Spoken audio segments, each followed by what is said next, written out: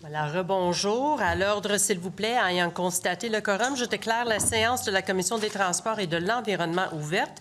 La Commission est réunie afin de procéder à l'étude du volet Fonds et parcs des crédits budgétaires du portefeuille Environnement, lutte contre les changements climatiques, Fonds et parcs pour l'exercice financier 2025-2026.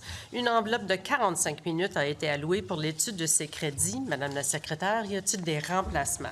Oui, Madame la Présidente, M. Grandmont-Tachereau est remplacé par M. Leduc Hochelaga-Maisonneuve et M. Saint-Pierre Plamondon. Camille Lorrain est remplacé par M. Bérubé Matane-Matapédia. Merci beaucoup. Alors, je suis maintenant prête à reconnaître une première intervention de l'opposition officielle pour un premier bloc d'échange. Je vous rappelle que la longueur des réponses doit être généralement proportionnelle à la longueur des questions. Madame la députée de Mille-Îles, la parole est à vous.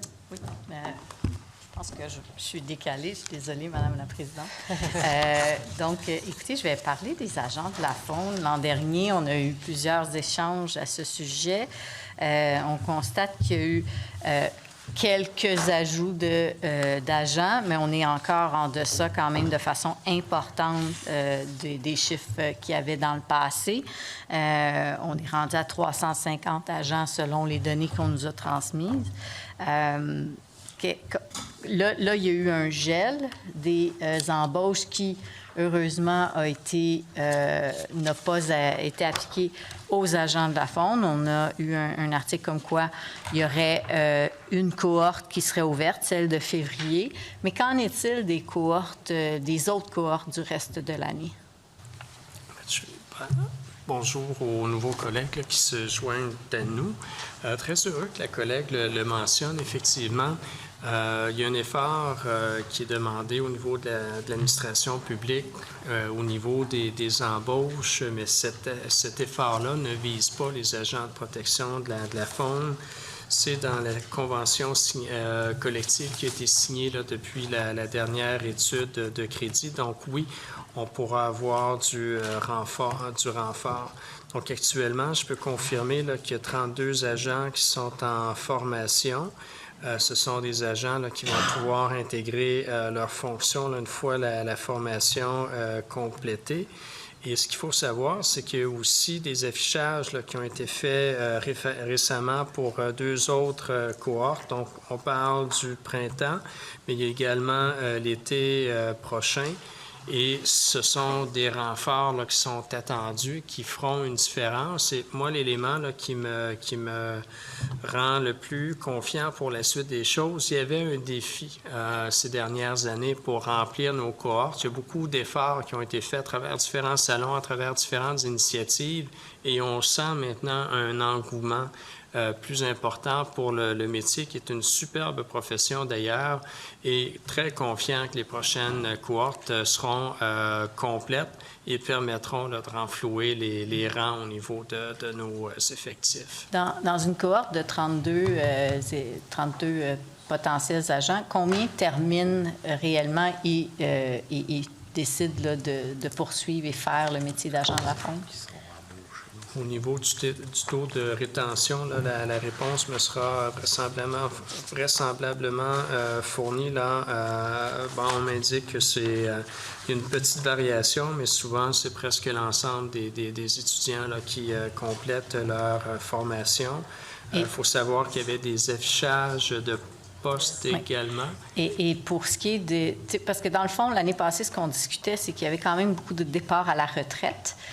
On sait déjà, on a une idée, le ministère a déjà une idée des départs qui s'en viennent. Est-ce que la cohorte actuellement en formation sera suffisante pour couvrir les départs à la retraite, mais aussi le rattrapage qu'elle doit faire? Sur les données là, que j'évoquais, oui, effectivement, on sera en mesure non seulement de compenser les départs à la retraite, mais d'accélérer le rattrapage. Et une belle donnée, je pense, qui vaut la peine d'être communiquée. Il y a 820 personnes qui ont appliqué sur les différents postes des prochaines cohortes. Donc, on a beaucoup plus de candidats que de places disponibles, et c'est un renversement de tendance complet par rapport à ce qui se vivait il y a quelques mois ou quelques années à peine. Donc, c'est très, très encourageant pour le ministère. Donc, juste pour être certaine là, que j'ai bien saisi, il y a une cohorte en février, il y en aura 2 autres cette année, Une comme au à printemps, l'habitude. une à l'été. Parfait. Donc 3 cohortes de 32 qui devraient s'ouvrir. Et pour les cohortes en question, 820 applications, ce qui est drôlement intéressant. Donc, à travers le processus de sélection, on pourra s'assurer de la motivation réelle de ces candidatures-là. Et plus le degré de motivation est élevé, plus les chances de succès le sont aussi. Donc, je le dis sans fausse modestie, là, beaucoup d'efforts de la part du ministère, mais avec des signaux très encourageants pour la suite des choses. Oui. Effectivement, je rappelle qu'il y a quand même encore, on a quand même un rattrapage important à faire par rapport au chiffre de 2018 qui était de 440 agents. Là, on est à 350. Il y en aura peut-être 32 qui vont s'ajouter, mais on sait qu'il y a des départs aussi qui s'en viennent. Donc, dans certains ministères, là, c'est quasiment 10 là, ou 20 de la main-d'œuvre qui vont prendre leur retraite, plutôt 20 dans les 10 prochaines années. Donc, on peut imaginer que ça va être semblable parmi les agents de la Fonds. Si la collègue me le permet, peut-être des données intéressantes. En 2018, on avait beaucoup de saisonniers. Maintenant, il y a une professionnalisation là, de la profession qui s'est opérée. Aujourd'hui, on parle de temps complet, donc non pas des gens qui sont présents uniquement pour des saisons données, mais réellement à temps complet. Et pour justifier ou expliquer, j'aime mieux le mot expliquer que justifier, les difficultés qu'on a eues de recrutement au cours des dernières années, il faut savoir que pendant les pics de la pandémie, ce sont des formations qui ne pouvaient pas avoir lieu. Ce n'est pas une formation qui peut se donner à distance, on le comprend bien. Ce sont des techniques bien pratiques qui doivent être développées. Donc, il y a eu un retard au moment de la pandémie pour la formation, retard là, qui est maintenant rattrapé avec cet intérêt renouvelé pour la profession, et c'est une excellente nouvelle là, pour nos régions. On en parlait beaucoup l'an dernier. Il y a par contre des aires protégées qui s'ajoutent, et on sait, là, les agents de la Fonds couvrent évidemment tout le territoire, mais c'est évident que dans les aires protégées, il doit y avoir une présence accrue. Donc, j'avais fait un exercice avec vous l'an dernier pour montrer que le territoire à couvrir par agent avait augmenté substantiellement. Donc, le chiffre de 2018 de 440 serait même pas suffisant là, par rapport au pourcentage d'aires protégées qui sont ajoutées au territoire, là.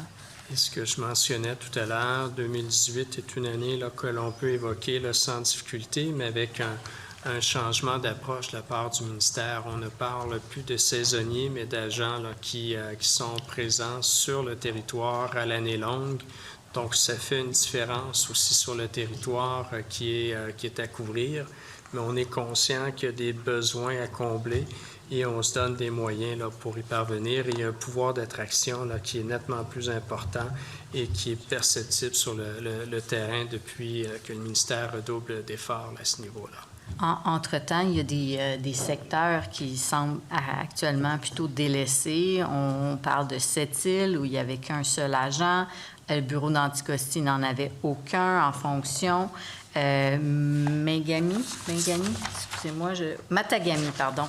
Je ne vais pas me tromper. Matagami, il n'y a pas d'agent sur le territoire. D'ailleurs, là-bas, ils ont eux-mêmes voulu faire des signalements, et quand ils ont contacté le ministère, on leur a dit on est sensible à ce que vous dites, mais on a des problèmes de recrutement.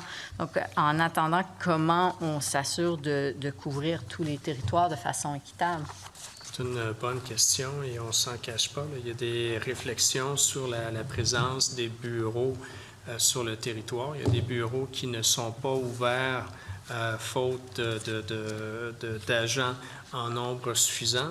On sait qu'ils doivent être 3, donc à partir du moment où on a une équipe de 3 agents et qu'un est absent pour cause de maladie ou autre, c'est l'équipe entière là, qui devient limitée dans sa capacité de sortir du bureau. Donc oui, il y a des bureaux qui sont par la force des choses fermées. Donc deux éléments de réponse à ce niveau-là. c'est de favoriser, d'augmenter le recrutement naturellement, mais c'est aussi regrouper des effectifs pour être plus agile sur le terrain. À partir du moment où on a un bureau avec une concentration plus importante d'agents, possiblement une spécialisation différentes spécialisations présentes au sein de ces bureaux-là, on a des équipes qui sont beaucoup plus agiles, qui sont beaucoup plus fonctionnelles et qui peuvent occuper le territoire de façon beaucoup plus efficace. Tout à l'heure, on parlait du contrôle et des inspections là, au sein du ministère, à quel point les techniques se sont améliorées au fil des années, modernisées. C'est exactement la même chose avec la profession d'agent de protection de la faune, les techniques d'enquête, les techniques utilisées là, pour s'acquitter de leur mandat se sont aussi peaufinées. Donc, on n'a plus la définition classique du poste qui couvre un secteur bien précis. On est avec une agilité beaucoup plus grande. Merci, Monsieur le ministre. Merci, Madame la députée. Merci, Madame la présidente. L'exemple de Matagami, parlant, là, on a choisi, le ministère a choisi de fermer ce bureau et plutôt être desservi par le bureau de Lébel-sur-Quevillon. Mais ce qu'on constate, c'est qu'à cet endroit-là, il y a 6 agents. Là-dessus, il y en avait qui étaient un poste de gestion, d'autres en congé de maladie, pardon. Et donc, finalement, laisser bien peu de gens pour couvrir un immense territoire.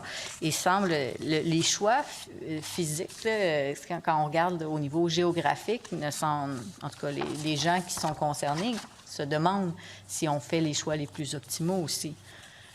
Comme je le mentionnais, comme j'allais le dire dans ma réponse précédente, il y a une réflexion qui s'opère actuellement sur l'efficacité des différents postes en région.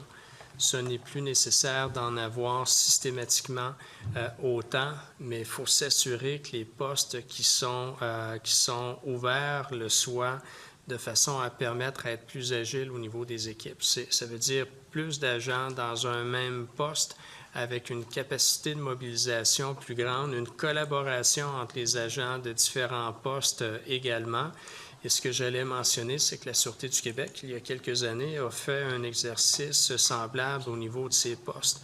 Donc, c'est plus tant le nombre de postes qui est important de compter ou de calculer, mais bien l'agilité de chacun de ces postes-là à occuper un vaste territoire. Et comme les techniques d'enquête pour le contrôle, ce n'est plus nécessaire qu'il y ait un déplacement à chaque signalement. Il y a d'autres techniques qui sont utilisées avec d'autres outils technologiques pour s'acquitter de notre travail. Bref, c'est une profession qui s'est passablement modernisée là, au cours des dernières années, qui continue de le faire en accéléré. Mais reste qu'il y a eu des baisses de signalement l'an dernier de 30 %. C'était quand même significatif.